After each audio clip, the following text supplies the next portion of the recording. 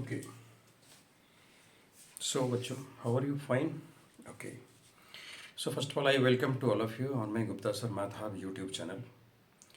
और आज जो पहली बार आए हैं उनसे हम रिक्वेस्ट करते हैं वो सब्सक्राइब कर लें। और जो हमारे साथ बने हुए हैं उनको बहुत बहुत धन्यवाद। हम उनका अच्छा सपोर्ट मिल रहा है मुझे। Very good. और आप हमारे साथ इसी तरह पैसेंस के साथ बने रहें। और जैसा कि मैंने प्रॉमिस किया हुआ है कि आपके हर चैप्टर को, हर एक्सरसाइज को और हर क्वेश्चंस को हम बनाएंगे, आपके साथ ही बनाएंगे। और आगे की तरह आज भी हम फिर नेक्स्ट चैप्टर की तरफ, नेक्स्ट टॉपिक की तरफ मूव करेंगे। इसी चैप्टर में पैरामीटर और एरिया, ठीक है, पैरामीटर एरिया चैप्टर में हम मूव करेंगे नेक्स्ट टॉपिक की तरफ। और हम कुछ और बेहतरीन सवाल हम उठाएंगे, पिकअप करेंगे, and which is very much important for you, right. And will try to clear your all type of concept. Okay, that is basic concept. Basic concept in the sense कि जब तक आपका बेसिक कंसेप्ट क्लियर नहीं होगा तब तक आप कोई भी सम को नहीं बना सकते। So basic is must. So always आप विश्वास करें कि बेसिक पहले आपका क्लियर होना चाहिए, ठीक है, तब किसी भी सम को आप बना सकते। सम को याद नहीं किया जा सकता, दैट आप केवल प्रैक्टिस कर सकते हैं, राइट। ओके, तो आपके आप देख रहे हैं एक क्वेश्चन है लिखा हुआ। So the area of a square and rectangle are equal. Question को समझने की कोशिश कीजिएगा। ये क्वेश्चन इसलिए दिया जाता है ताकि आपके कुछ बेसिक इस चीज़ को लेते हुए कुछ कॉन्सेप्ट्स क्लियर हों, और अब further based on this you can solve it, right, and you can generate your idea also. So the area of a square and rectangle are equal. कह रहा है कि जो स्क्वायर का एरिया है और जो रेक्टेंगल का एरिया है दोनों है वो बराबर है। जो स्क्वायर का एरिया है और जो रेक्टेंगल का एरिया है वो दोनों बराबर है। आप देख रहे हैं इस the area of a square and rectangle are equal, ठीक है। If the side of the square, कह रहा है कि अगर ए स्क्वायर का जो एक साइड है वो 40 सेंटीमीटर, ठीक है, and the breadth of the rectangle, जो ब्रेथ है रेक्टेंगल की उसकी 25 सेंटीमीटर है। इतने सारे इन्फो हमको दिए हुए हैं, तो इन सारे इन्फो को हम पहले नोट कर लेते हैं, राइट। क्या कर लेते हैं? नोट कर लेते हैं। तो एक सबसे पहले हम एक स्क्वायर बना लेते हैं, हम एक स्क्वायर फॉर्म अप कर लेते हैं। चलिए, हमने एक स्क्वायर फॉर्म अप कर लिया। इसके बाद मेरे से कह रहा है कि एक रेक्टेंगल है, तो हम एक रेक्टेंगल भी फॉर्म अप कर लेते हैं। तो हमने एक रेक्टेंगल भी बना लिया। देखिए, क्वेश्चंस को पेरीमीटर और एरिया जो चैप्टर ऐसा है कि जब तक कि आप ड्राइंग नहीं करेंगे ना, जब तक आप कोई ड्रॉ नहीं करेंगे, आप को जब स्केचिंग नहीं करेंगे उसका जो क्वेश्चंस कह रहा है, तब तक आपको समझ में नहीं आएगी और आप उसको सॉल्व नहीं कर पाएंगे, राइट। सो आप ऑलवेज जब भी आप पेरीमीटर एरिया चैप्टर को सॉल्व करें, एक जो भी आपके दिमाग में स्केचिंग आ रही, जो भी आपकी ड्राइंग आ रही, उसको ज़रूर आप कॉपी पे भी दिखाएं, राइट, इट इज़ नेसेसरी। तो स्क्वायर एंड एरिया, सबसे पहला लाइन कह रहा है कि जो स्क्वायर है और रेक्टेंगल का जो नहीं, जो स्क्वायर का एरिया और रेक्टेंगल का एरिया जो है दोनों बराबर है। कहने का मतलब कि इसका एरिया और इसका एरिया बराबर है। क्या बराबर हो गया? दोनों का एरिया, इसका एरिया और इसका एरिया दोनों बराबर हो गया, ठीक है जी। पहली लाइन मिल गई मुझे कि दोनों का एरिया बराबर है। क्लियर है, ठीक है। तो नेक्स्ट कह रहा है कि if the side of the square is 40 centimetre, तो इसका जो स्क्वायर जो मैंने ड्रॉ की हुई है इसकी साइड कितनी है? हम लिख लेंगे यहाँ पे साइड इक्वल टू 40 सेंटीमीटर, लिख लिया। और रेक्टेंगल का हमसे ब्रेथ कह रहा है जी, इसका बी मैंने लिख लिया 25 सेंटीमीटर। ये देखिए, क्वेश्चन में जो जो इन्फो आपको दिया हुआ हो वो यू मस्ट नोट दैट। जो भी इन्फो आपको क्वेश्चंस में दिया हुआ है उसको जरूर नोट करें। अगर आप उस इन्फो को जो भी प्रोवाइडेड है उसको अगर नोट नहीं करेंगे, so you can not finalise कि आपको निकालना क्या है और किस किस का हमें यूज करना है, राइट। तो जो भी चीज़ दिया हुआ है आप उसको जरूर नोट करें। तो यहाँ पे देखिए दिया हुआ था स्क्वायर एंड रेक्टेंगल का एरिया बराबर है, so we have written that this area equal to this area, note कर लिया मैंने। इसके बाद कह रहा है कि side of the square 40 centimetre दिया हुआ, नोट कर लिया। ब्रेथ ऑफ द रेक्टेंगल 25, इसको भी हमने नोट कर लिया, ठीक है। अब मांग क्या रहा है आपसे? क्वेश्चन मार्क कहाँ लगा हुआ है? कह रहा है find the length of the rectangle. चलिए, तो इसका हमें लेंथ चाहिए, इसका मुझे क्या चाहिए? लेंथ चाहिए। और कह रहा है कि फाइंड द पेरीमीटर, इसका मुझे पेरीमीटर भी चाहिए। तो मुझे स्क्वायर का कुछ नहीं चाहिए, मुझे चाहिए ये रेक्टेंगल का, कह रहा है लेंथ भी चाहिए और पेरीमीटर भी चाहिए। इसको ध्यान से समझने की कोशिश कीजिएगा। रेक्टेंगल का मेरे से वो क्या क्या मांग रहा है? रेक्टेंगल का मेरे से वो लेंथ मांग रहा है और पेरीमीटर मांग रहा है। ठीक है, रेक्टेंगल का क्या क्या मांग रहा है मेरे से, लेंथ मांग रहा है और पेरीमीटर मांग रहा है, और एरिया का हमने साइड लिख ही दिया है। चलिए अब हम क्या करते हैं कि हम आगे बढ़ते हैं। अब कह रहा है कि सबसे पहली लाइन हम ये देख रहे हैं कि दोनों का एरिया बराबर है, तो क्यों ना हम दोनों के एरिया को बराबर लिख कर लें यहाँ पे। तो no, so if I write that area of rectangle, if you write area of rectangle equal to area of square, can you write this, area of rectangle is equal to area of square, क्या लिख सकते हैं इसको, ऐसा है हम लिख सकते हैं, area of rectangle equal to area of square, क्या हम लिख सकते हैं इसको, हम लिख सकते हैं, बिकॉज ये दिया हुआ है मुझे। ठीक है, अब हम एरिया ऑफ रेक्टेंगल का फॉर्मूला लिखेंगे, क्या लिखेंगे कि लेंथ इंटू क्या होता है, ब्रेथ होता है, एल इंटू बी कर दिया। ठीक है, एरिया ऑफ स्क्वायर क्या होता है पता ही आपको कि साइड का होल स्क्वायर होता है, हमने वो भी कर दिया, साइड का स्क्वायर कर दिया, कोई दिक्कत नहीं, नो इश्यू एट ऑल। चलो वेरी गुड, आगे बढ़ते हैं हम। तो एल इंटू बी, एल कितना दिया हुआ है, एल तो बोल रहा है जी निकालना है, तो एल को एल ही रहने देंगे हम, कोई दिक्कत नहीं। बी दिया हुआ है 25 सेंटीमीटर, हम बी को 25 सेंटीमीटर लिख देंगे। ठीक है, साइड कितना दिया हुआ है जी 40 सेंटीमीटर, तो हमको साइड का स्क्वायर करना पड़ेगा, 40 का स्क्वायर करना पड़ेगा, नहीं करना पड़ेगा, करना पड़ेगा नहीं करना पड़ेगा, क्योंकि भाई 40 का स्क्वायर, क्योंकि साइड 40 सेंटीमीटर है। चलिए, तो हम क्या लिख सकते हैं, L into 25 equal to 40 into 40, इसको है ना 40 क्योंकि स्क्वायर था तो 40 इंटू 40 कर दिया, इसको मल्टीप्लाई करने की हरी भरी में मत रहिए, कट जाएगा। ठीक है, ऑलवेज डोंट थिंक कि आपको 40 इंटू 40 करना है, 50 इंटू 50 करना है, 60 इंटू 60 करना है, नहीं, आप उसके हरी भरी में मत रहिए, आप इसको देखिए कैसे इसको रिड्यूस कर सकते हैं आप, राइट। चलिए, तो एल इक्वल टू हम क्या लिख सकते हैं यहाँ पे हम, तो 40 इंटू 40 अपॉन 25 लिख सकते हैं।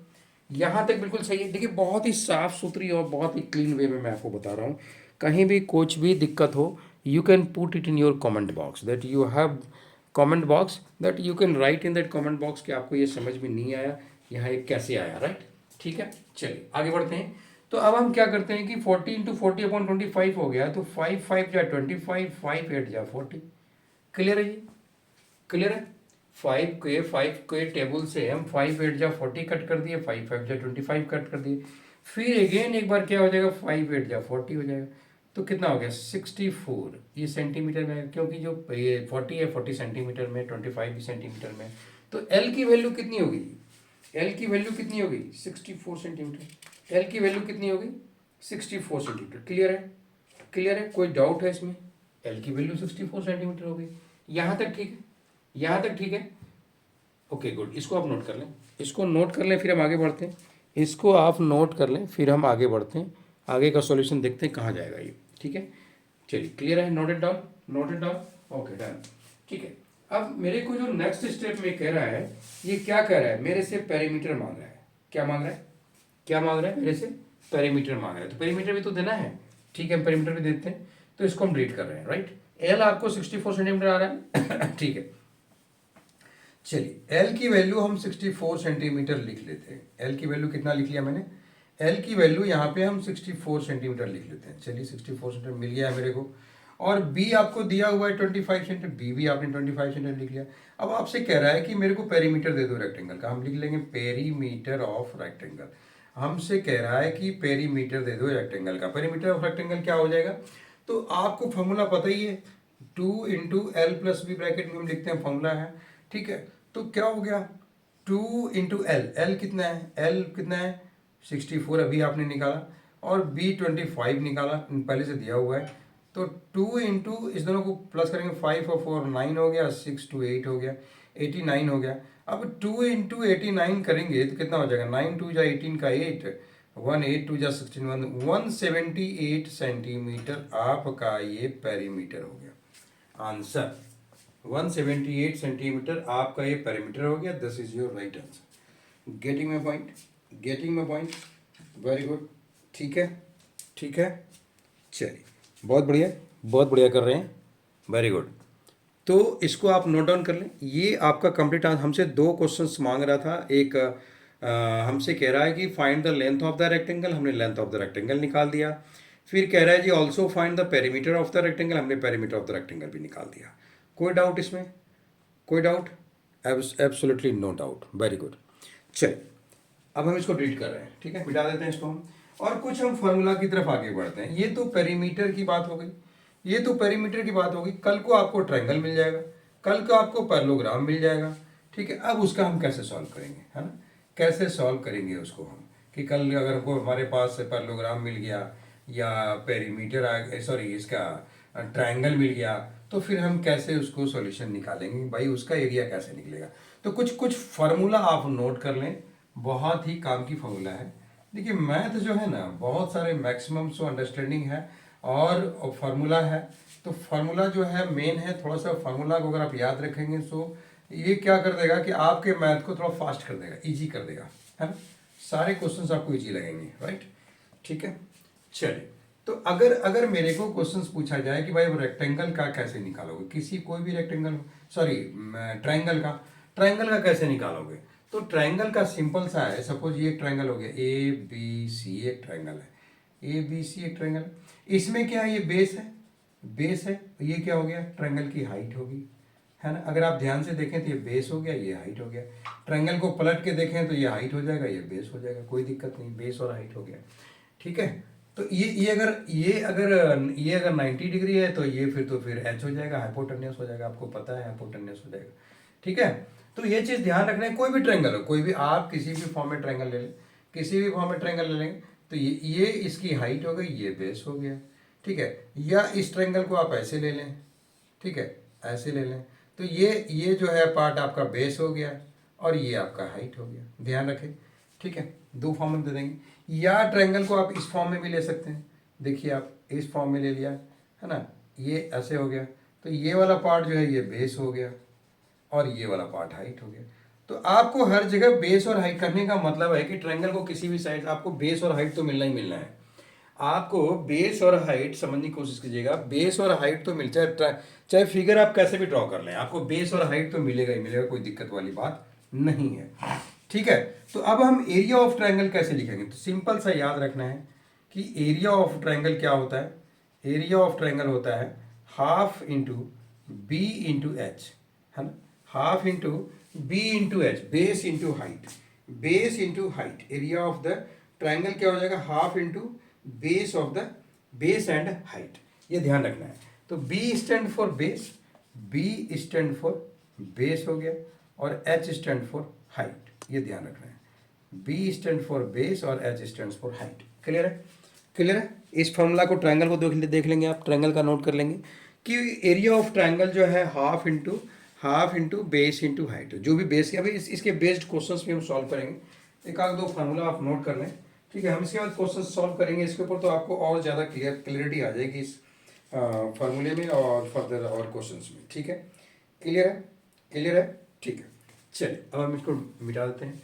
अब हम चलेंगे एक दूसरा फिगर लेंगे जो इस पूरे चैप्टर में कुछ हैं, ट्रायंगल हैं और पैरेललोग्राम है।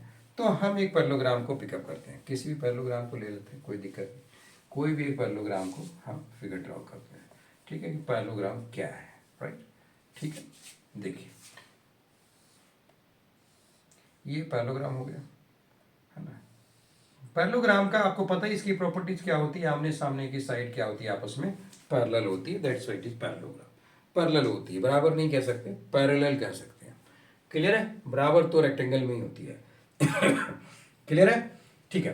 तो ये आपस में पैरेलल होते हैं, आमने सामने।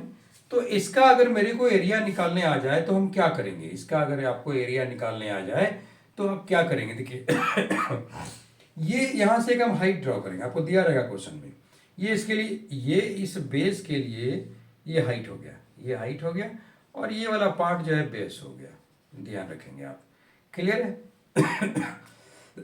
सॉरी। और अगर एक और हम पैरेललोग्राम ड्रॉ कर लें, चलिए सिंपल एक पैरेललोग्राम और हम ड्रॉ कर लेते हैं आपके लिए। तो यहाँ पे अगर हम इसको ऐसे मिला दें, ये आपकी हाइट हो गई, ये आपकी क्या हो गई, हाइट हो गई, और इसके हाइट के लिए ये बेस हो गया, ध्यान रखिएगा क्लियर ठीक है।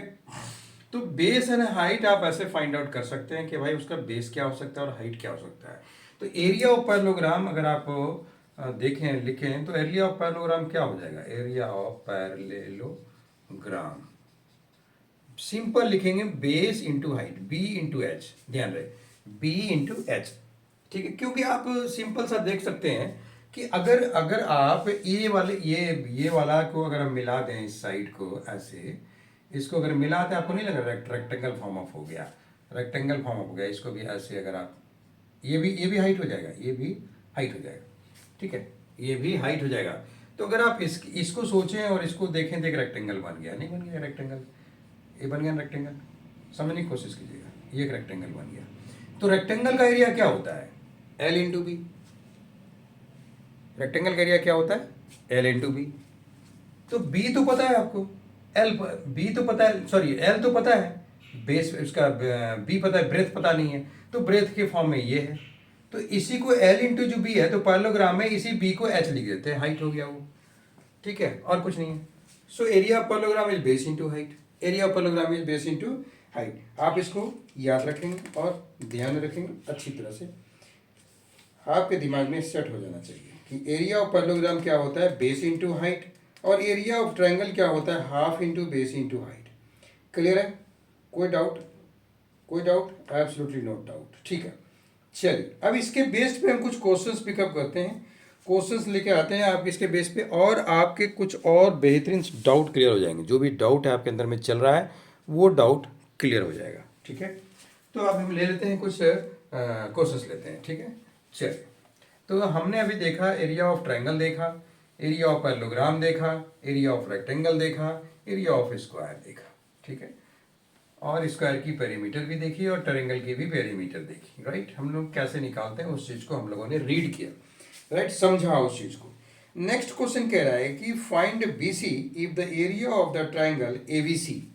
Find BC, question is find BC if area of the triangle,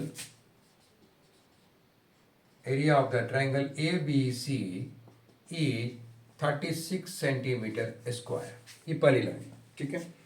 इसके बाद कर रहा है and the height AD is 3 centimetre. बहुत बढ़िया प्रैक्टिकल क्वेश्चन है, ध्यान दीजिएगा। And the height AD is कितना दिया है, AD is 3 centimetre, AD is 3 centimetre. और एक फिगर आपको दिया हुआ है, फिगर हम बना देते हैं। फिगर में है, थोड़ा कोशिश करें इस सवाल को, क्योंकि हमने इसके बेस्ड पे क्वेश्चन सॉल्व कर लिए हैं, ठीक है। इसको थोड़ा सा कोशिश करें आप, ठीक है। ये इन्होंने ABC एक ट्रायंगल दिया हुआ है, ABC एक ट्रायंगल दिया हुआ है, ठीक है। और हाँ ABC हो गया, BC कह रहा है कि फाइंड BC, मतलब ये BC निकालना है आपको, this is a what, okay. And height AD कह रहा है, AD, तो AD इन द सेंस कि ए यहाँ है तो D somewhere it will be here, यहाँ देते हैं AD हो गया। AD दिया हुआ है 3 सेंटीमीटर, है ना, AD 3 सेंटीमीटर क्वेश्चन में दिया हुआ है, देखिए, ठीक है। अभी एंड एरिया दिया हुआ है आपके पास, और आपसे कह रहा है कि BC मेरे को निकाल के बताओ, है ना। BC तो ID अगर हाइट होगा तो 90 डिग्री हो जाएगा, कोई दिक्कत नहीं है, ठीक है। अब कह रहा है कि फाइंड BC चाहिए इसको, ये वाला BC चाहिए, ठीक है, ये वाला BC चाहिए। Find area of the triangle ABC is 36 centimetre square. तो आपको एरिया ऑफ ट्रायंगल ABC दिया हुआ है, कितना दिया हुआ है, 36 सेंटीमीटर स्क्वायर, ये क्वेश्चन दिया हुआ है आपको। और हाइट भी दिया हुआ है AD, and you are given AD equal to 3 centimetre, this 2 thing is given to you, right, very clear. Now आपको कह रहा है BC निकालो, ये BC B से लेके C तक क्या होगा, तो कोशिश करें, आप ट्राई करें क्वेश्चंस को सॉल्व करने का। बहुत ही इजी क्वेश्चन है, कोई दिक्कत नहीं है, बस हमने बेसिक आपको समझाने के लिए इस क्वेश्चन को पिकअप किया हुआ है, ठीक है। तो ज़रा इसके बेसिक को समझें आप और इसको सॉल्व करें आप, कैसे ये सॉल्व हो सकता है, ठीक है। तो देखें आप क्या है, find BC if the area of the triangle ABC is 36 centimetre square and the height AD is 3 centimetre, ठीक है। So I want that find BC निकाल के मेरे को दो। BC कैसे निकलेगा, कैसे निकलेगा BC हम कैसे निकालेंगे, चलिए, बहुत बढ़िया, बहुत बढ़िया, बहुत अच्छी मेहनत चल रही है, वेरी गुड।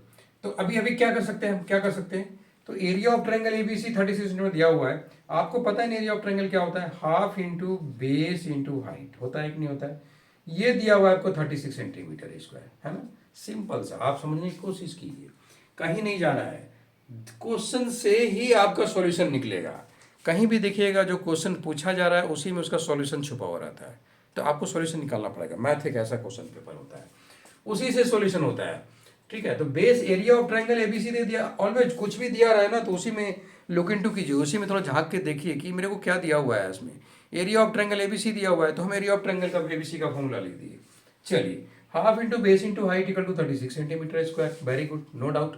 चलिए, अभी हम क्या करेंगे, हाफ हो गया, बेस मेरे को पता करना है तो बेस का नाम क्या हुआ यहाँ पे, बीसी बेस का नाम है। ठीक है, हाइट क्या है, हाइट हाइट एडी है, हाइट मैंने एडी दे दिया। ठीक है, इक्वल टू 36 सेंटीमीटर स्क्वायर लिख दिया, कोई दिक्कत नहीं। फिर यहाँ हाफ हो गया, बीसी कितना हो गया, बीसी मेरे को दिया हुआ नहीं है, बीसी लिख दिया। एडी कितना हुआ, 3 सेंटीमीटर दिया हुआ है ना, equal to 36 centimetre square. Clear है, चलो 36 करते हैं, बाद में स्क्वायर हटा ही देंगे। ठीक है, एक बार लिख दिया, कोई नहीं। ठीक है, चलिए अब क्या होगा, अब क्या होगा, क्रॉस मल्टीप्लीकेशन। अब क्या होगा, cross multiplication. So what can you write, BC into 3, BC into 3 equal to, you can write 36 into 2, 36 into 2। So BC equal to, you can write 36 into 2 upon 3।